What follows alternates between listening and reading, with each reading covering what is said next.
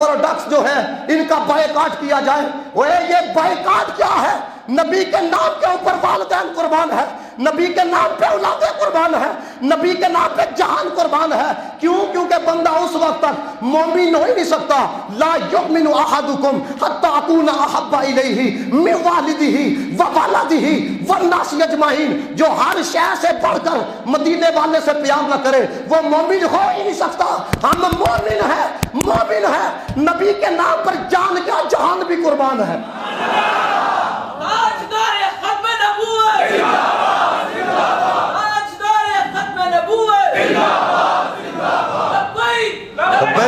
लब्बैक या रसूल अल्लाह, अरे बोलो जरा, लब्बैक लब्बैक या रसूल अल्लाह, लब्बैक लब्बैक लब्बैक या रसूल अल्लाह, लब्बैक लब्बैक।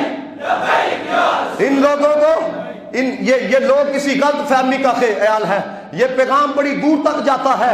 मैं ये पैगाम देना चाहूंगा, खुदा की इज्जत की कसम, तुम जिस खेल से खेल रहे हो, जिस खतरनाक खेल के अंदर मुब्तला हो चुके हो, तुम बर्बाद कर दिए जाओगे, तुम तबाह कर दिए जाओगे, तुम सफा हस्ती से मिटा दिए जाओगे।